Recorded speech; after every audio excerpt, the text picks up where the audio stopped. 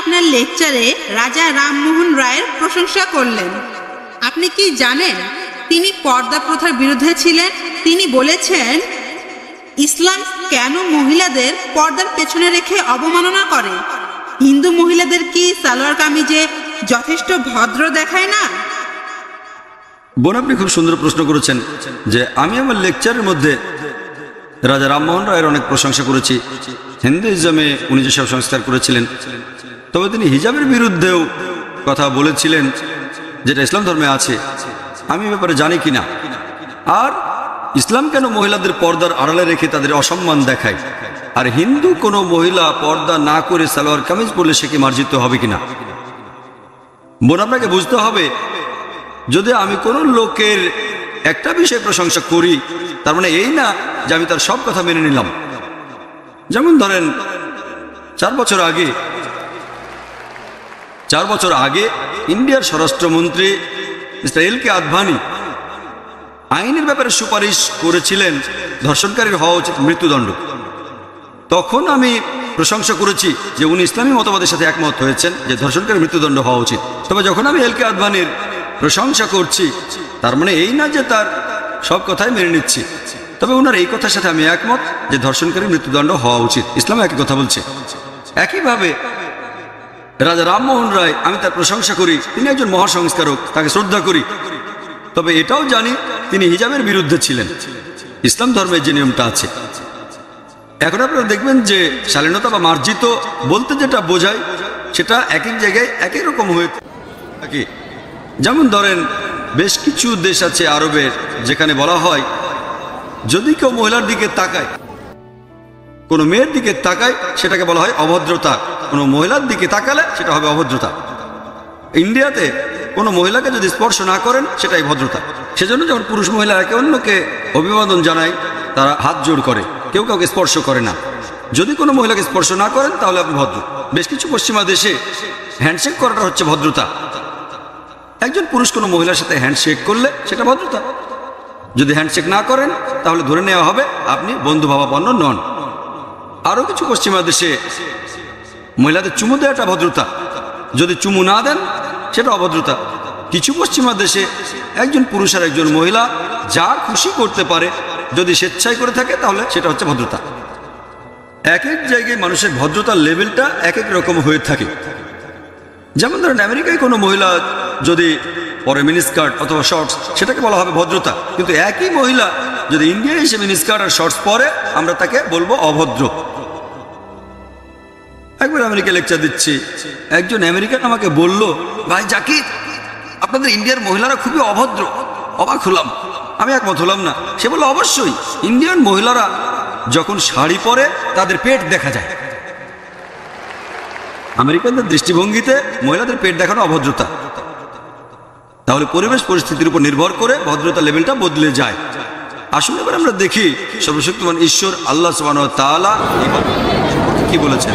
আল্লাহ পবিত্র কোরআনে বলেছেন, সূরা নূর অধ্যায় নম্বর 24 আয়াত 30, মুমিন পুরুষদের বলো দৃষ্টি সংযত রাখতে, লজ্জাস্থানের হেফাজত করতে।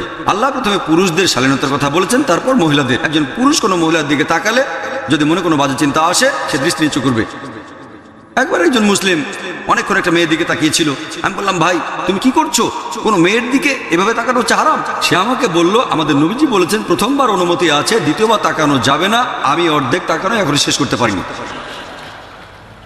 নবীজি যখন বলেছেন প্রথমবার তাকানো যাবে, দ্বিতীয়বার তাকানো যাবে না, তিনি আসলে বুঝিয়েছেন যদি অনিচ্ছাকৃতভাবে কোনো মেয়ের দিকে তাকান, তারপর ইচ্ছাকৃতভাবে তার সৌন্দর্যটা উপভোগ করবেন না। এমন না যে 10 মিনিট এক দৃষ্টিতে তাকিয়ে বলবেন প্রথম দেখাটা এখনো শেষ করিনি। পরে একটা মহিলাদের হিজাবের কথা বলছে। আল্লাহ পবিত্র কোরআনে বলছেন, সূরা নূর অধ্যায় 24 আয়াত 31, মুমিন নারীদেরকে বলো তারা দৃষ্টি সংযত রাখবে, লজ্জাস্থানে হেফাজত করবে। আর যেটা সাধারণত প্রকাশ থাকে সেটা ব্যতীত সৌন্দর্য প্রকাশ করবে না। আর মাথার কাপড় দিয়ে গ্রীবা ও বক্ষদেশ আবৃত করে। এটা করা লাগবে না বাবা, স্বামী, ছেলের সামনে। তারপর মাহরামদের এক তালিকা, যাদের সে বিয়ে করতে পারবে না। হিজাব পালনের শর্তগুলো কোরআন এবং সহিহ হাদিসে বলা হয়েছে। মোট শর্ত, প্রথমটা হিজাবের সীমা। পুরুষের হিজাবের সীমা নাভি থেকে হাঁটু নিচ পর্যন্ত। মহিলাদের সারা শরীর ঢাকা থাকবে, শুধু যে অংশটা দেখানো যেতে পারে মুখ আর কবজি পর্যন্ত হাত। বাকি 5টা শর্ত পুরুষ মহিলাদের জন্য একই। দ্বিতীয় শর্ত হচ্ছে যে পোশাকটা পরবে সেটা স্বচ্ছ হবে না, যেন ভেতর থেকে দেখা না যায়। তৃতীয় শর্ত, পোশাকটা এমন আটোসাটো হবে না যেন কাঠামো বোঝা যায় শরীরের। চতুর্থ, পোশাকটা খুব আকর্ষণীয় হবে না যাতে বিপরীত লিঙ্গ আকৃষ্ট হয়। পঞ্চম, সেটা বিপরীত লিঙ্গের পোশাকের মতো হবে না। আর ষষ্ঠ, পোশাকের মধ্যে অবিশ্বাসীদের কোনো চিহ্ন থাকবে না। হিজাবের কারণ বলা হয়েছে সূরা আহজাব অধ্যায় 33 আয়াত 59। সেখানে আল্লাহ বলেছেন যে, হে নবী, তোমার স্ত্রীগণকে বলো, তোমার কন্যাদের ও মুমিন নারীদেরকে বলো, যখন বাড়ির বাইরে যাবে তারা যেন চাদর পরে, এতে করে তাদের চেনা যাবে, ফলে তাদেরকে উত্ত্যক্ত করা হবে না। মনে করেন দুজন যমজ বোন, তারা খুবই সুন্দরী, দুজন একই রকম সুন্দর। ধরেন তারা বোম্বের রাস্তায় হেঁটে বেড়াচ্ছে, মনে করেন পেডার রোডে। যমজ বোনদের একজন পরেছে পশ্চিমা পোশাক, মিনিস্কার্ট আর শর্টস, আর অন্য বোন পরেছে ইসলামিক হিজাব, পুরো শরীর ঢাকা, শুধু মুখমণ্ডল আর হাতের কবজি পর্যন্ত খোলা। মনে করেন তারা পেডার রোডে হেঁটে বেড়াচ্ছে, আর রাস্তায় কোনো একজন মাস্তান একটা বখাটে শিকারের অপেক্ষায় আছে, মেয়েদের উত্ত্যক্ত করবে। আমি আপনাদের প্রশ্ন করি, কোন মেয়েটাকে উত্ত্যক্ত করা হবে? মিনিস্কার্ট আর শর্টস পরা মেয়েটাকে উত্ত্যক্ত করবে, নাকি সেই মেয়েটাকে উত্ত্যক্ত করবে যে ইসলামিক হিজাব পরেছে? উত্ত্যক্ত করবে সেই মেয়েটাকে যে পশ্চিমা পোশাক পরে আছে। আসুন এবার দেখি হিন্দু ধর্মগ্রন্থগুলোতে ভদ্রতা সম্পর্কে কি বলছে।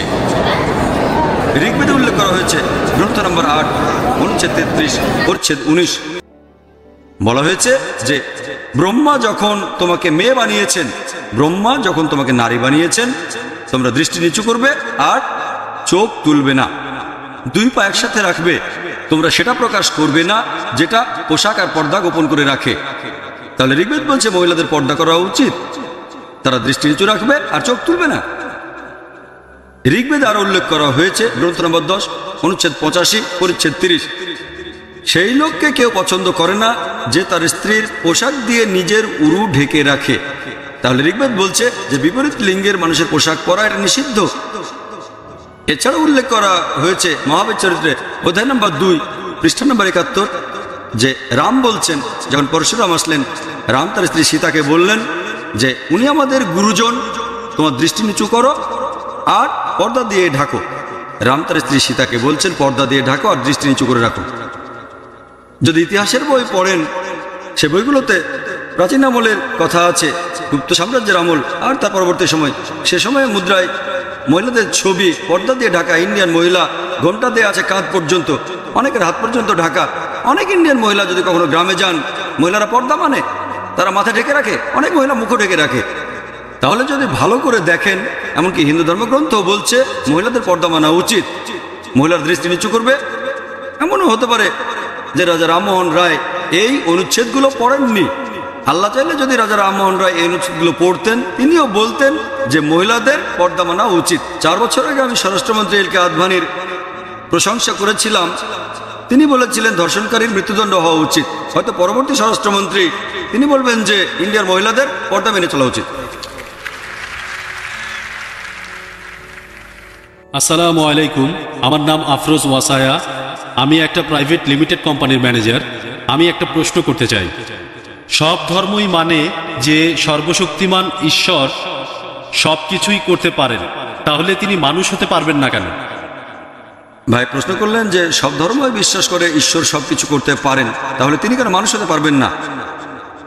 বেশিরভাগ ধর্মই ইসলাম বাদে একটা ফিলোসফিতে বিশ্বাস করে, তার নাম অ্যানথ্রোপোমরফিজম, যেটা সর্বশক্তিমান ঈশ্বর মানুষের রূপ ধারণ করেন। তারা এরকম মতবাদে বিশ্বাস করেন যে মহান ঈশ্বর তিনি এত পবিত্র যে মানুষের সীমাবদ্ধতা সম্পর্কে জানেন না, ব্যথা পেলে মানুষের কেমন লাগে, সমস্যা পড়লে কেমন লাগে তিনি জানেন না, ইত্যাদি সমস্যা। সেজন্য সর্বশক্তিমান ঈশ্বর পৃথিবীতে নেমে আসেন মানুষের রূপ নিয়ে, যাতে মানুষের জন্য আইন বানাতে পারেন। হঠাৎ করে শুনলে মনে হবে যুক্তিটা তো বেশ ভালোই। তবে আমি তাদেরকে বলি যে ধরেন আমি একটা ভিসিআর তৈরি করলাম, আমাকে কি ভিসিআর হতে হবে এটা জানতে যে ভিসিআরের জন্য কোনটা ভালো কোনটা খারাপ? আমি তৈরি করেছি, আমাকে ভিসিআর হতে হবে না। আমি লিখবো ইনস্ট্রাকশন ম্যানুয়াল। যদি ভিসিআরটা চালাতে চান, video cassette recorder, video cassette রেখে প্লে বাটনে চাপ দেন। যদি ফাস্ট ফরওয়ার্ড চালাতে চান এফএফ বাটনে চাপ দেন। বন্ধ করতে চাইলে স্টপ বাটনে চাপ দেন। উপর থেকে ফেলবেন না, নষ্ট হয়ে যাবে। পানিতে ফেলবেন না, তাহলে নষ্ট হয়ে যাবে। আমি লিখবো ইনস্ট্রাকশন ম্যানুয়াল। একইভাবে সর্বশক্তিমান ঈশ্বর, যেহেতু তিনি মানুষের সৃষ্টিকর্তা, সেজন্য তাকে মানুষ হতে হবে না এটা জানতে যে মানুষের জন্য কোনটা ভালো কোনটা খারাপ। তিনি কি করবেন? একজন মানুষকে মনোনীত করবেন আর আসমানি কিতাব পাঠাবেন। মানুষের জন্য সর্বশেষ ও চূড়ান্ত আসমানি কিতাব পবিত্র কোরআন, আদেশ আর নিষেধ। যদি তর্কের খাতিরে আপনার কথাটা মেনেও নেই যে সর্বশক্তিমান ঈশ্বর সবকিছু করতে পারেন, তাহলে কেন মানুষ হতে পারবেন না? যদি তর্কের খাতিরে আপনার কথাটা মেনে নেই সর্বশক্তিমান ঈশ্বর সবকিছু করতে পারেন, তাহলে তিনি মানুষও হতে পারেন। যদি ঈশ্বর মানুষের রূপ নেন তিনি আর ঈশ্বর থাকবেন না, কারণ ঈশ্বর আর মানুষের বৈশিষ্ট্য পুরোপুরি আলাদা। সর্বশক্তিমান ঈশ্বর তিনি হচ্ছেন অমর, অন্যদিকে মানুষ মরণশীল। এমন কাউকে পাবেন না যে একই সাথে অমর আর মরণশীল। ঈশ্বর তার কোনো শুরু নেই, অন্যদিকে মানুষের শুরু আছে। এমন কাউকে পাবেন না একই সাথে যার শুরু নেই আবার শুরু আছে। সর্বশক্তিমান ঈশ্বরের কোনো শেষ নেই, অন্যদিকে মানুষের শেষ আছে। এমন কাউকে পাবেন না যার একই সাথে কোনো শেষ নেই আবার শেষ আছে। এটা অর্থহীন। তাহলে হয় পাবেন ঈশ্বর, নয়তো পাবেন মানুষ। ঈশ্বর মানব পাবেন না, এটাও অর্থহীন। মানুষরা আমাদের খাওয়ার প্রয়োজন হয়, সর্বশক্তিমান ঈশ্বরের খাওয়ার প্রয়োজন হয় না। আল্লাহ পবিত্র কোরআনে বলেছেন সূরা আনাম অধ্যায় 6 আয়াত 14, আল্লাহ তাআলা সবাইকে খাবার দান করেন, কিন্তু তার খাওয়ার প্রয়োজন হয় না। মানুষের বিশ্রাম ঘুমের প্রয়োজন হয়, সর্বশক্তিমান ঈশ্বরের বিশ্রামের প্রয়োজন নেই। যদি আমি তর্কের খাতিরে আপনার কথাটা মেনে নিই যে সর্বশক্তিমান ঈশ্বর সবকিছু করতে পারেন, তাহলে সেই যুক্তিতে সর্বশক্তিমান ঈশ্বর মিথ্যাও বলতে পারেন, কিন্তু মিথ্যে বলা তো ঈশ্বরের কাজ না। যখনই মিথ্যে বলবেন তিনি আর ঈশ্বর থাকবেন না। যদি আপনার কথা মেনে নিই ঈশ্বর সবকিছু করতে পারেন, তাহলে ঈশ্বর তিনি অবিচারও করতে পারেন। তবে যখনই ঈশ্বর অবিচার করবেন তিনি আর ঈশ্বর থাকবেন না। আল্লাহ পবিত্র কোরআনে বলেছেন সূরা নিসা অধ্যায় নম্বর 4 আয়াত 40, আল্লাহ কারোর সাথে অনুপরিমাণও জুলুম করেন না। সর্বশক্তিমান ঈশ্বর চাইলে ভুলে যেতে পারেন, তবে ভুলে যাওয়া ঈশ্বরের কাজ না। আল্লাহ বলেছেন সূরা তাহা অধ্যায় 20 আয়াত 52 যে আল্লাহ তাআলা কখনো বিস্তৃত হন না। যখন ঈশ্বর ভুলে যাবেন তিনি আর ঈশ্বর থাকবেন না। ঈশ্বর চাইলেই ভুল করতে পারেন, তবে ভুল করাটা ঈশ্বরের কাজ না। আল্লাহ বলেছেন সূরা তাহা অধ্যায় 20 আয়াত 52 যে আল্লাহ তাআলা কখনো ভুল করেন না। যদি ঈশ্বর ভুল করেন তিনি আর ঈশ্বর থাকবেন না। কোরআনের কোথাও বলা হয়নি যে আল্লাহ সবকিছু করতে পারেন। আল্লাহ পবিত্র কোরআনে বলেছেন সূরা ফাতির অধ্যায় 35 আয়াত 1 যে ইন্নাল্লাহা আলা কুল্লি শাইইন কাদির, নিশ্চয়ই আল্লাহ সবকিছুর কর্তৃত্বময়।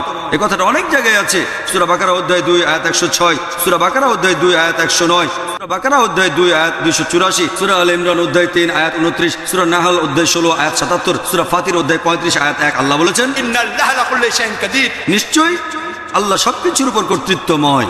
আল্লাহ বলেছেন সূরা বুরুজ অধ্যায় 85 আয়াত 16 যে আল্লাহ তিনি যা ইচ্ছা তাই করতে পারেন, তিনি যা ইচ্ছা করেন তাই করতে পারেন। তবে আল্লাহ সুবহানাহু ওয়া তাআলা কখনো মিথ্যে বলতে চাইবেন না, কখনো ভুল করতে চাইবেন না, তিনি কখনো মানুষের রূপ ধারণ করতে চাইবেন না। তিনি শুধু সেগুলোই করতে চাইবেন যেগুলো আল্লাহর কাজ। আশা করি উত্তরটা পেলেন।